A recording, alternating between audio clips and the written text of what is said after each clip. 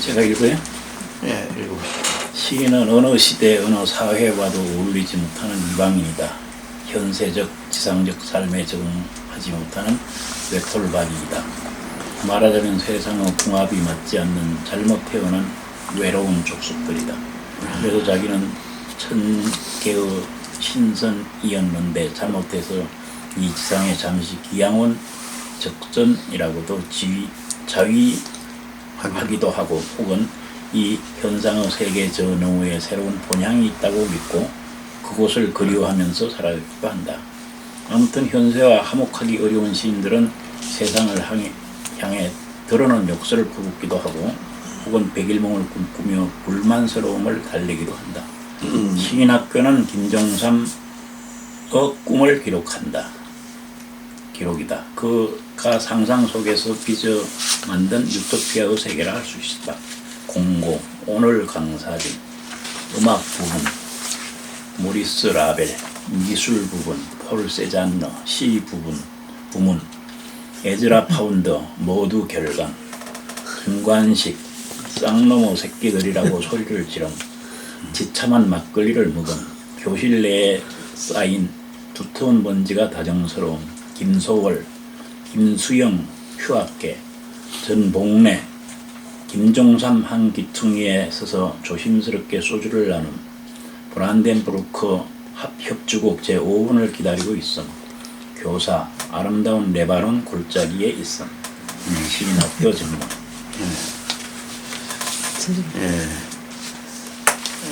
이 시인학교는 김종삼이 꿈꾼 이상적인 어떤 공간이죠.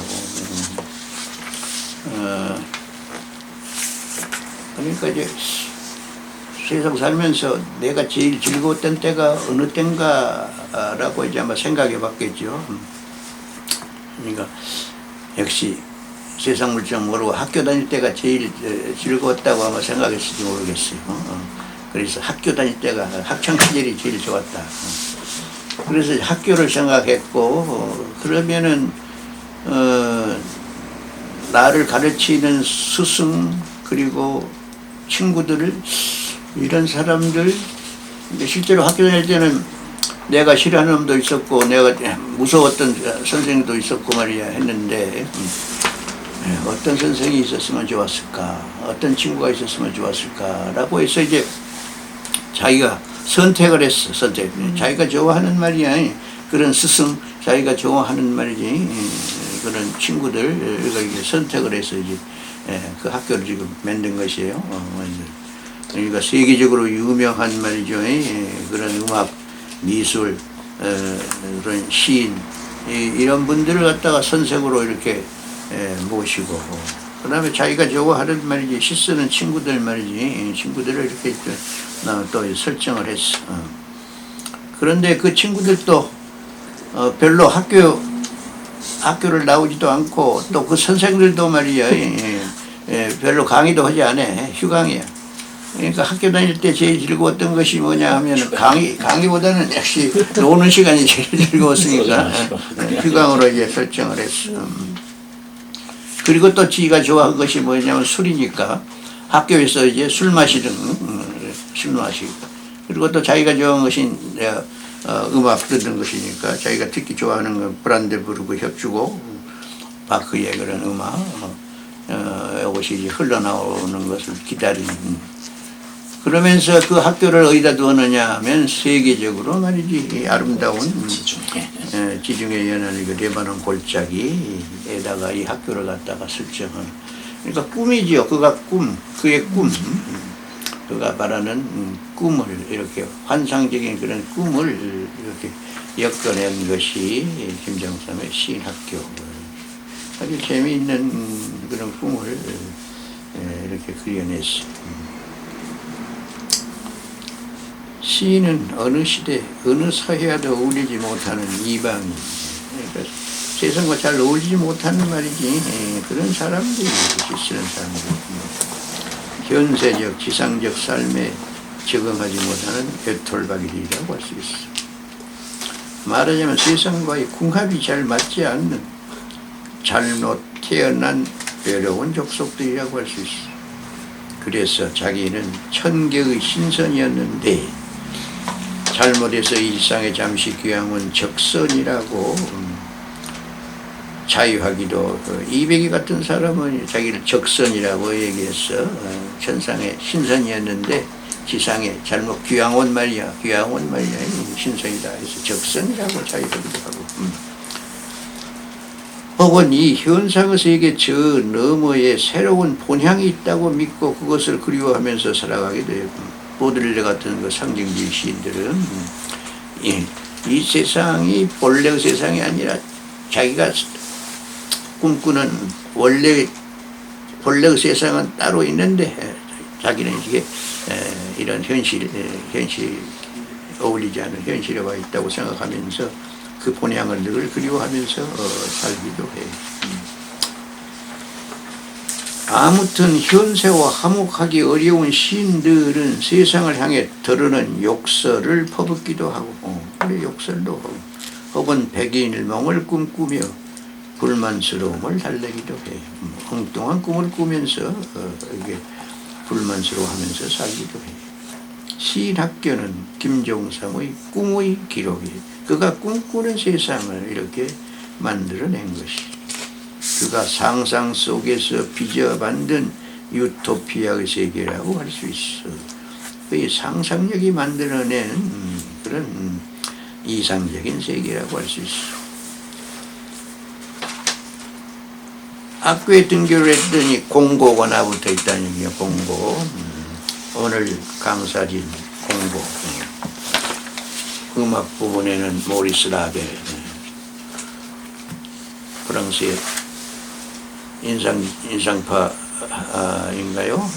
양수 모리스 라벨. 미술 부분에는 폴 세잔, 역시 현대미술의 거장이었었죠. 시 부분은 에즈라 파운드, 미국 모더니즘의 에즈라 파운드 시. 그야말로 세계적인 예술가들을 조사로 선정을 했어.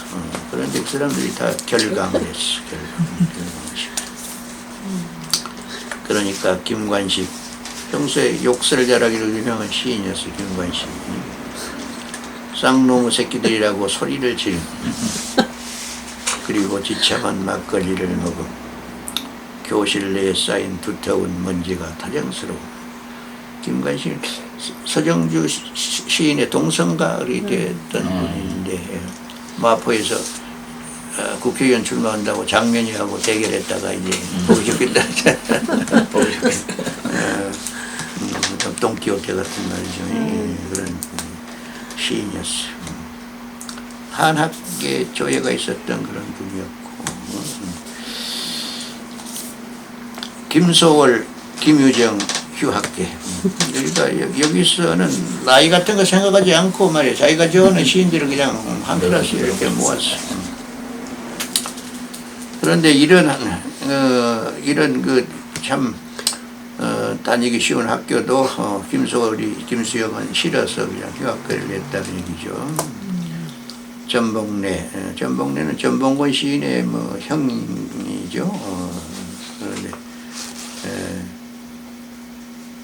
곱충가 하는 것, 육체적인 불구에서 불행하게 살다가 부산에서 이제 수면제를 먹고 자살한 말이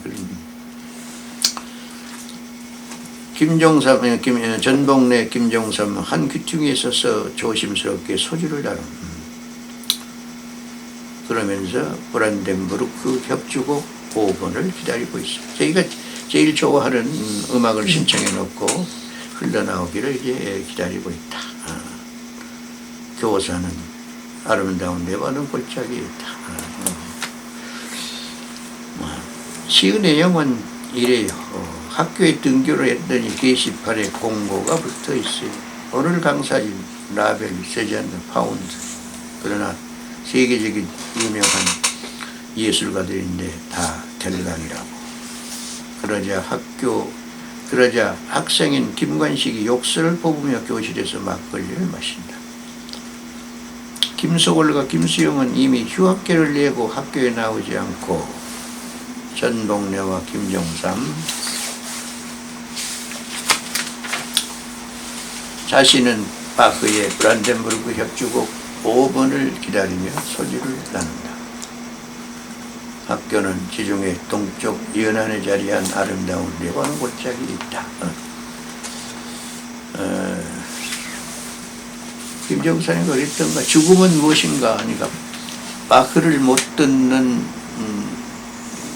것이 못 듣는 그런 슬픔이라고 했던가 하여튼 바흐를 아주 좋아했던 것. 김종삼은 그의 이상향을 하나의 학교로 설정했어. 중년 이후에 접어들어 인생을 돌이켜보며 가장 아름다웠던 때가 학창시절이었다고 느꼈을지 모르겠어요. 약간의 과제물들 때문에 더러 시달림을 당하긴 했어도 그래도 별 근심 걱정 없이 행복하게 살았던 때가 바로 학창시절이 아니었던가 생각이 들어요. 세상과의 갈등 속에서 언제나 소외된 패배만을 맛보았던 그는 유년의 학창시절이 인생의 황금기였다고 생각했을지 모르겠어요. 세상과 궁합이 맞지 않아가지고 늘 소외가 되고 그리고 외로움 속에서 지냈었던 그는 학창시절을 황금기로 생각했을 것 같아요. 그래서 그의 이상향을 학교로 삼았어요. 그 학교는 세속적인 인간들에게는 허용되지 않은 시인만의 성지로 설정을 했어요. 시인들 가운데서도 그가 좋아하는 시인들만으로 한정되어 있어요. 강사들 역시 그가 좋아하는 세계적인 예술가들로만 구성돼요. 그런데 여기에 등장하는 인물들은 몇 가지의 공통점들을 지니고 있어요. 그것은 천재성과 비극성이라고 할 수 있어요. 다 천재적인 재능을 가지고 있었는데 그가 지상에 있었을 때는 별로 대접을 받지 못하고 말이지 괴롭게 지냈었단 말이야. 그런 사람 그들은 천재적인 예술가들인데 그들이 이 지상에 머물고 있을 때는 세상의 인정을 받지 못하고 불우하게 살다간 비극적인 인물들이에요. 프랑스의 작곡자 모리스 라벨은 그가 만든 감미로운 곡들과는 달리 교통사고로 정신장애에 시달리다가 불행하게 갔고, 후기 인상파의 거장 폴 세잔느는 미술학교에 낙방했는가 하면 화랑으로부터 그의 작품이 거절당한 수모를 겪기도 했어. 그 작품을 화랑이 인정해주지 않고 말이지 거부하는 그런 수모를 겪기도 했어. 20세기 대표적 시인인 에즈라 파운드는 모국인 미국으로부터 추방령을 받고 떠돌이 삶을 살았던 사람이야. 김관식, 김소월, 김수영, 전복래 등도 다 천재적인 기질을 타고난 시인들인데 세상과 잘 타협이 되지 않아 불행하게 살다가 한 사람들. 술로 몸을 망치기도 했고 젊은 날에 스스로 목숨을 끊기도 했어. 그러나 눈먼 세상 사람들은 이 천재들이 지상에 머물고 있을 때는 모르다가 그들이 세상을 뜬 뒤에야 비로소 보게 되는 거예요. 김종삼은 시인학교 속에서 자신을 이들 불우한 천재 시인들과 나란히 놓음으로 자신의 지상적 불우를 자위하고자 했을 것이. 또한 이 작품은 자신의 가치를 미처 깨닫지 못하는 무지한 세상 사람들을 비웃는 냉소를 담고 있기도 해요. 세계적인 대예술가들과 자리를 함께하면서 왜 나를 몰라주냐 하고 세상을 말이죠. 세상에게 호통을 치는 말이죠. 그런 의미도 담겨 있을 것 같아요. 다시 작품으로 돌아가 봅시다. 아무리 명강사들의 흥미로운 강의일지라도 역시 학생들의 평화는 수강보다는 휴강에 있어. 그래서 김종삼은 강사들을 결강시켰다. 교실 내에 쌓인 먼지가 두터운 걸 보면 이 학교에서의 휴강은 오늘만의 일이 아니라 아마 다반사인 것 같아요. 수강이 번거로움에서 해방된 채 다정다감한 친구들과 함께 자신이 좋아하는 술을 마셔 조금 있으면 이미 방송실에 신청해 놓은 그가 좋아하는 바크의 브란덴부르크 협주곡 제5번이 흘러나올 것이 교실의 창밖은 세계에서 제일 아름다운 레바논 골짜기 위에 자연이 펼쳐져 있어. 김종삼은 술을 좋아했어요. 특히 안주도 없이 소주를 즐겨 들었다고 해요. 술로 몸을 망쳐 의사의 금주령이 내렸을 때도 그는 가족들 몰래 술을 마시기 위해 집을 뛰쳐나가곤 했어요. 문우들에게 술값을 구걸하기도 하고 술값이 없으면 가게에서 소주를 훔치기도 했다니 얼마나 술을 좋아했던가 짐작이 갑니다. 그는 또한 음악을 좋아했어요. 특히 바우와 모차르트를 좋아했어. 누가 그에게 죽음이 무엇인가 물으니 모차르트를 못 듣게 되는 것이라고 대답할 정도로 그는 음악광이었다고 합니다. 시인학교는 김종삼이 시공을 초월해서 그가 좋아하는 사람들만을 끌어다 세운 이상 공간이에요. 자기를 알아주는 지기와 함께 세계에서 가장 아름다운 자연 레바논 골짜기를 바라보면서 그가 제일 사랑하는 음식 소주를 홀짝이며 또한 그가 제일 좋아하는 바크의 음악이 나오기를 기다리는 그 정경을 상상해 보시오. 바로 이것이 김종삼이 꿈꾸는 소박한 유토피아라고 할 수 있어요. 이 작품은 설명을 요구하지 않을 정도로 쉽게 이해가 되는 그런 작품이죠.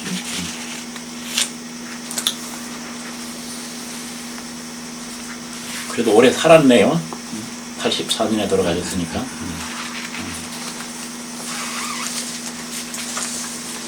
보통 방명한데